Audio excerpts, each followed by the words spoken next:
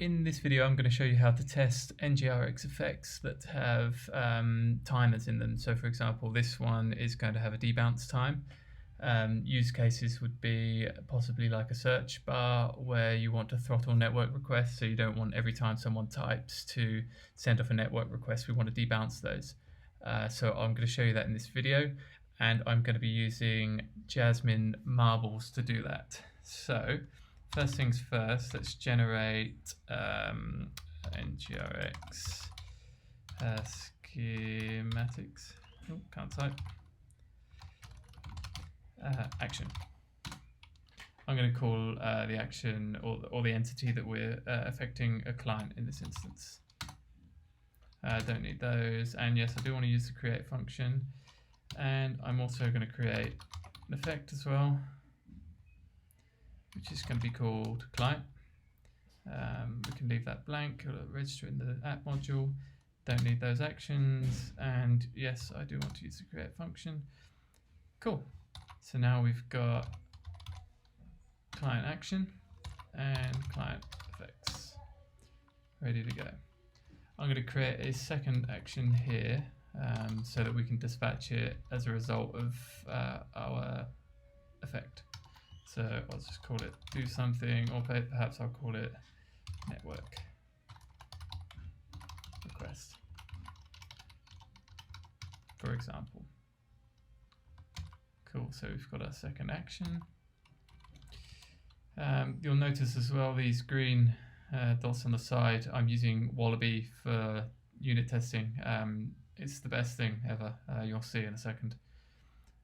So I'm going to write an effect which is for load clients using the $ convention for observables, and that should be observable of type action. Cool. And that should call the create effect, which takes a method and returns this actions.pipe. Okay, and we want this action to be triggered for of type load client.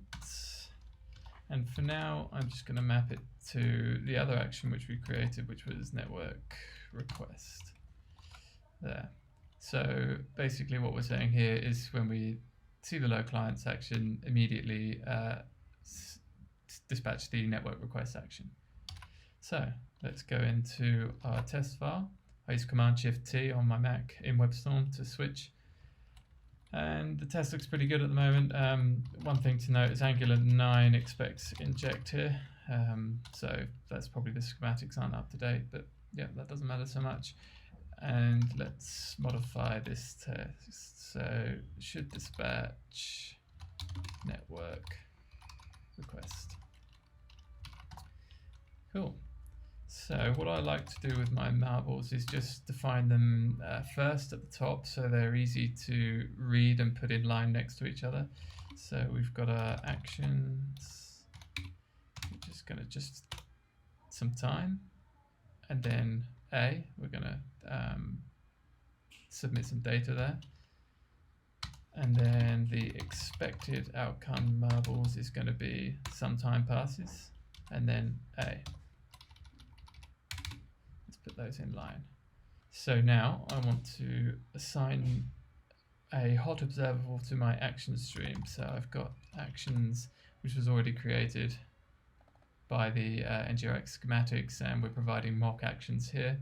So I'm just going to go actions equals hot observable. We want it to be a hot observable, so it's subscribed to immediately. I'm going to pass in the action, maybe call that actions.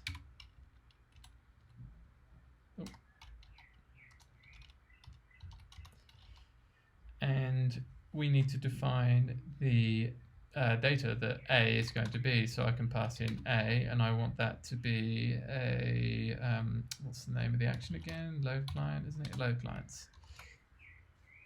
So that is going to trigger load clients. Now to subscribe to the outcome of this effect, jasmine-marbles gives us a new method on top of expect, which is to be observable. So I can write expect the instance that we're testing effects .load clients, which is what we've created here, and to be observable. And I want this to be a cold observable, and I would need the marbles to be the ones I've just defined earlier, which is expected, and I want A to be the action which we're dispatching, which is here, network request. Like that. So let's just make sure Wallaby is running. Great, Wallaby is running. So, Wallaby is running, because you can see here, they're green down the side. So now let's add our debounce timer here, and let's see what happens. So we're going to debounce time, and we're going to pass in 10 milliseconds. And we can see our tests are now failing, red there.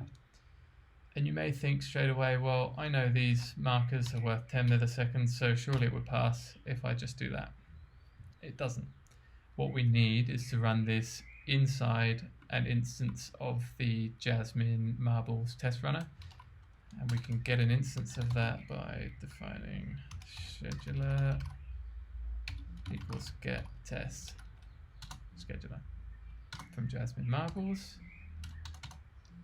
And then we want to call scheduler.run and pass in our callback function.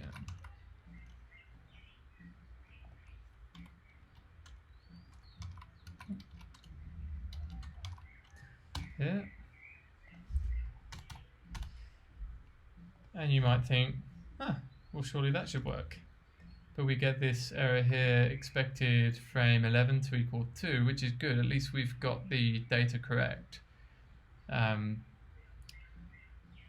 why are we expecting frame 11 to equal 2? Surely this is 10 milliseconds and this is 10 milliseconds, so that should be correct. However, there's a little bit of documentation here on the ngrx.js website, which I'll link in the description. And it says when you're running inside the test scheduler, the value of those dashes is only 1. So, and outside of it, it's 10. So here, what's actually happening is we're going 1 millisecond and then 2 milliseconds. So if I say 3, 4, 5, 6, 7, 8, 9, 10, 11, because that's the 1 millisecond here, and then the 10 we'll wait for the debounce time, we notice the test pass, which is great. However, if we had a 500 millisecond delay, we'd be typing millions and millions of these. So we don't want to do that. So let's change here our timer to 500 milliseconds, which is something more realistic in an application, I suppose. And I'm going to get rid of this 1 millisecond timer here because it becomes a little confusing. And let's move these back in alignment. And now this error kind of makes sense.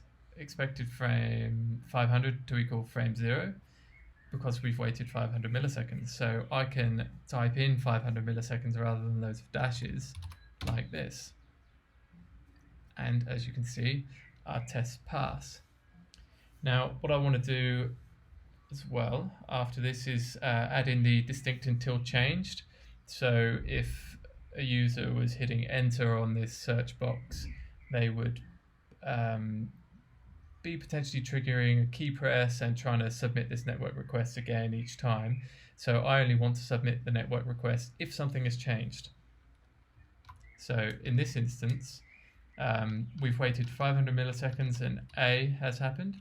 I'm going to, after triggering A, wait 500 milliseconds again so that we can wait for this debounce time to finish. And now I'm just going to add here a space so we can see where we're at. And I'm going to trigger A again, but I want A to be nothing. I don't want it to dispatch anything. So I can fix this test by running distinct or by adding distinct until changed. And we can see the test pass. Now I want to make sure that if I do pass a different value, that the value is dispatching that action again. So what we'll do, we'll duplicate load clients and we'll call it B. And we'll do the same with network requests, call it B. And now we want to wait, well, let's dispatch B straight away. And if we enter B here, it's not going to work as expected. We need to wait 500 milliseconds and then expect that B is dispatched. And as we can see, tests are passing. So that's how we can test distinct until changed and debounce time on our ngrx effects. And just to note that I'm using jasmine-marbles and wallaby to do what you've seen today. Thanks.